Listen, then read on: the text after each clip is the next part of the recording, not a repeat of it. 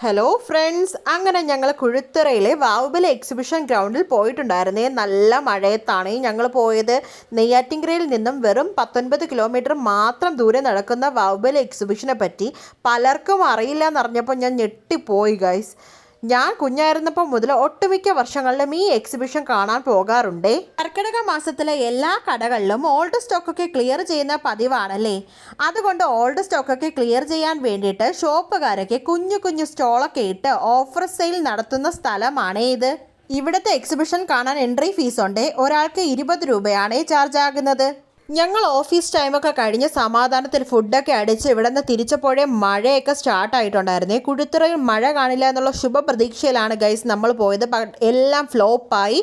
അവിടെ അതിഗ്രൻ മഴയായിരുന്നു. പിന്നെ അവിടെ എത്തി കുറച്ച് കഴിഞ്ഞപ്പോഴത്തേനും പിന്നെ മഴയൊക്കെ സ്റ്റോപ്പായി. ആദ്യം ഷോപ്പൊക്കെ ക്ലോസ്ഡ് ആയിരുന്നു. മഴ തോർന്നതിന് ശേഷം പിന്നെ ഷോപ്പൊക്കെ ഓപ്പൺ ആക്കി തുടങ്ങിയിരുന്നു. അവിടെ നൈറ്റ് അടിപൊളി വൈബാണ്. മഴയാണെങ്കിലും തിരക്കിനൊന്നും ഒരു കുറവും ഉണ്ടായിരുന്നില്ലേ. കൈക്കുഞ്ഞുങ്ങളെയും കൊണ്ട് എക്സിബിഷൻ കാണാൻ വന്ന ഒത്തിരി അമ്മമാരും ഉണ്ടായിരുന്നു. അത്രയ്ക്ക് അടിപൊളി വൈബാണ് ഇവിടെ. മഴ ചതിച്ചതിൻ്റെ നിരാശ എനിക്ക് നല്ല പോലെ ഉണ്ടായിരുന്നു. കുറച്ച് കഴിഞ്ഞപ്പോൾ മഴയൊക്കെ തോർന്ന ഷോപ്പൊക്കെ ഓപ്പൺ ആയപ്പോഴാണ് ഞാനൊന്ന് ഓക്കെ ആയത്.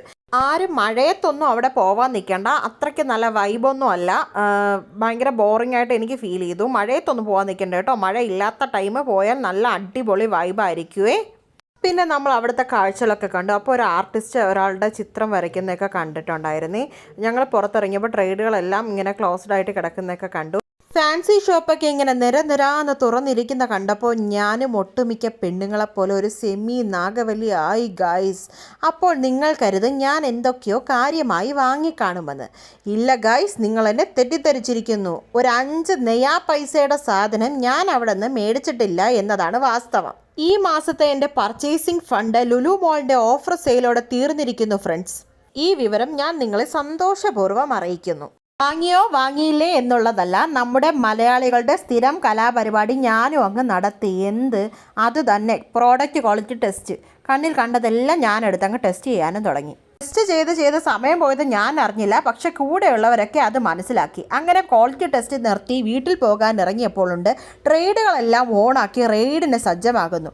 അല്ലെങ്കിലും നമ്മൾ എവിടെ കലാപരിപാടി അവതരിപ്പിച്ചാലും ഇത് തന്നെയാണല്ലോ രാമൻകുട്ടി നമ്മുടെ വിധി എന്ന് പറഞ്ഞ് പരസ്പരം സമാധാനിപ്പിച്ച് നമ്മൾ യാത്ര തിരിച്ചു. അപ്പോൾ അത്രയൊക്കെയുള്ളൂ. Bye bye.